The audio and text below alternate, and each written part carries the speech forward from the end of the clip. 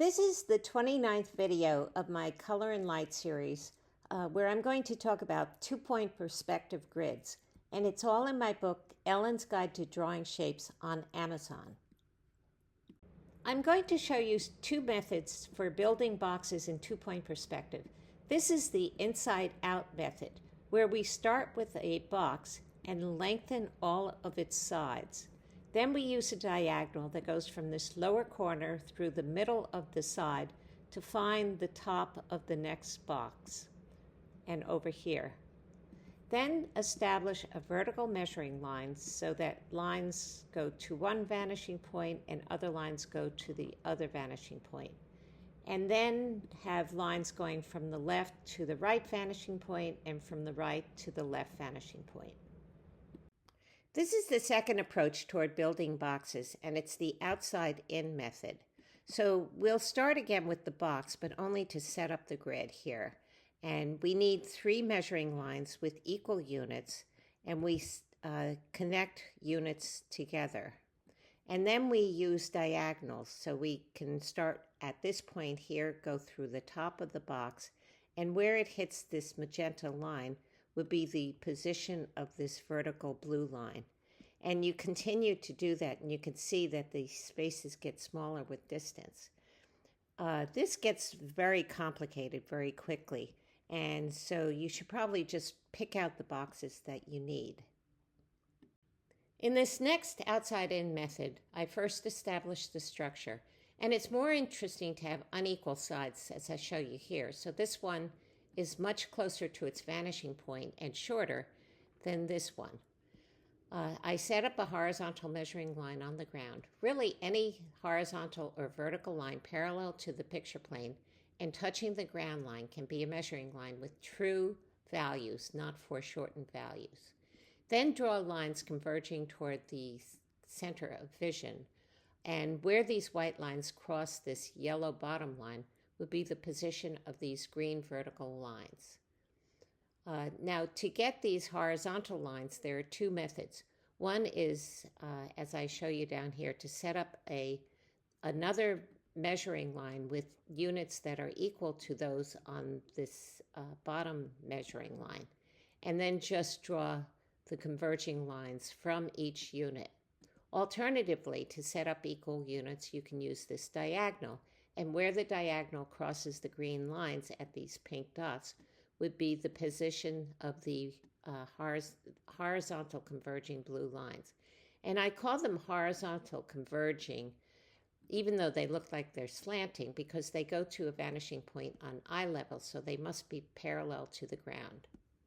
Now, if you want to set up unequal sides like these rectangles, you'll have to set up another measuring line here with the units that you want to use. So you can see that these are rectangles and these over here are squares. Where should we put eye level? Let's assume that the viewer is standing. So for a 1-story building, eye level would be about 60 to 70% up the building because walls are about 96 inches tall and a standing adult is about 60 to 70 inches tall. For a 2-story building, eye level is 60 to 70% up the wall for the first floor. We can consider this the line between the 2 floors. And notice that the top is more angular because eye level is lower. This is what a viewer would see looking at the building from across the street. Now, if the viewer were standing on the 2nd floor of a building across the street, this would be the eye level because it's 60 to 70% of the top story. And notice this time that this part of the building is more angular because the eye level is high. Once you have a grid with squares, true squares, then you can put things to scale. So this door, for example, is 2 blocks wide and 5 blocks tall. And this door, too, is 2 blocks wide and 5 blocks tall. This method is useful when you have unequal units. So I drew a black box in 1-point perspective, and I'm trying to find this yellow box.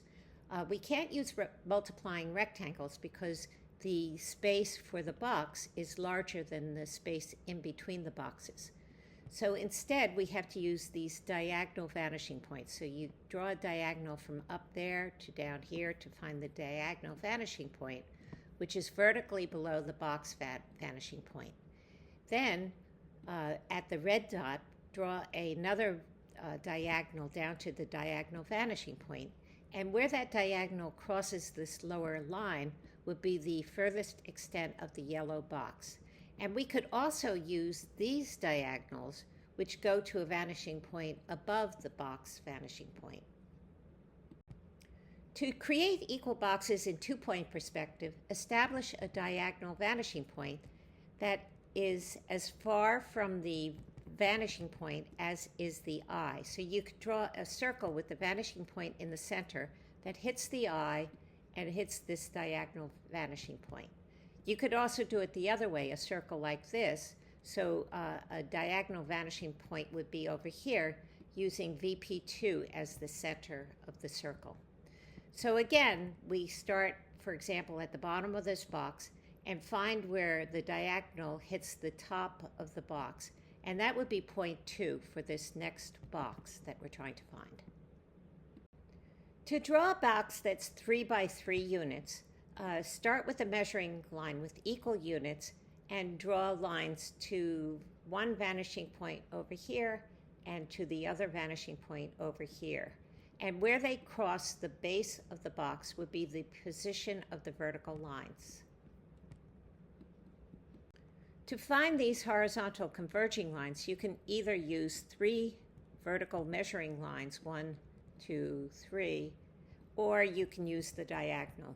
Even the diagonal on top works, although it's pretty crowded, so it's hard to see. Then it depends on what you want to do.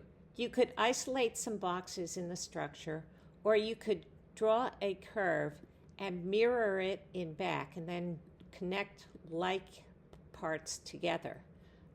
You use a grid to find the different points. This XYZ space is used for complex, usually symmetrical objects like cars and planes. In my next video, I'm going to discuss inclined planes, and please remember to subscribe.